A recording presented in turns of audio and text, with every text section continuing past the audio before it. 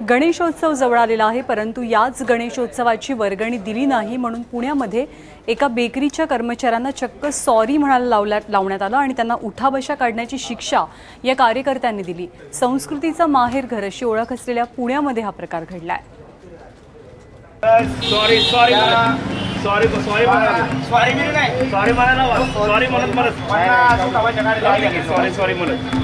उठाबशा काढणाऱ्या तरुणांचा नेमका गुन्हा तरी काय असा प्रश्न तुम्हाला पडला असेल, पण प्रत्यक्षात हा गुन्हा या तरुणांनी नव्हे तर त्यांना उठाबशा काढायला लावणाऱ्या या गावगुंडांनी केला।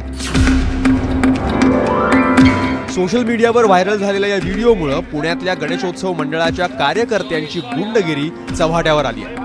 वर्गणीच्या नावाखाली खंडणी उकळणारे हे कार्यकर्ते आहेत भोसरीतल्या श्रीराम गणेशोत्सव मंडळाचे।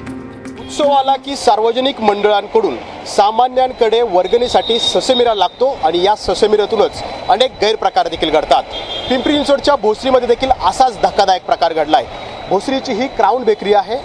क्राउन बेकरीकडे भोसरीमधल्याच एका मंडळानं दहीहंडी उत्सवासाठी वर्गणीची मागणी केली, परंतु मालक नसल्यामुळे कामगारांनी पुन्हा येण्याची त्यांना सांगितल्या, सूचना दिल्या आणि नकार दिला। यामुळे थेट त्या मंडळाच्या कार्यकर्त्यांनी याच बेकरीमधल्या 6 ते 7 कामगारांना जे आहे ते बाहेर रस्त्यावरती बोलवलं आणि भर रस्त्यात दिवसा या ठिकाणी उठाबशा काढायला लावलेल्या आहेत।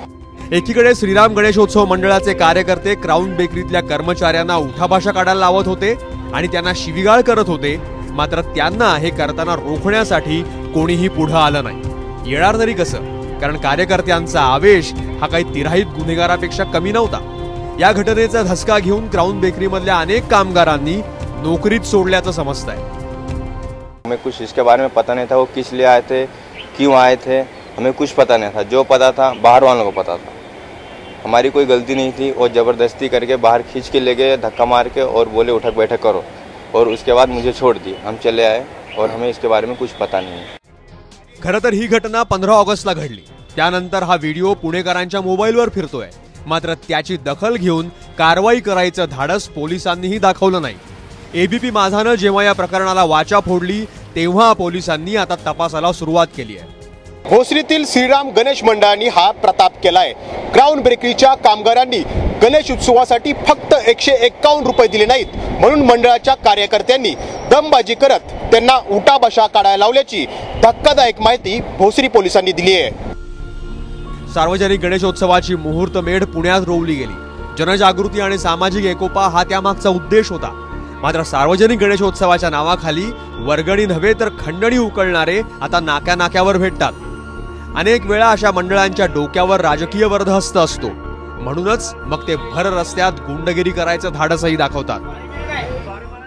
मंडळाच्या नावाखाली झुंडशाही तर वर्गणीच्या नावाखाली खंडणीशाही सुरू असल्याचं भोसरीतल्या या प्रकरणानं पुन्हा एकदा अधोरेखित केलंय।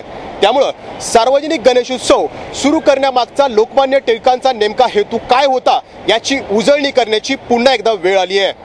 कॅमेरामन तुषार ननावरेसह नाजिम मुल्ला, एबीपी माझा, पिंपरी चिंचवड।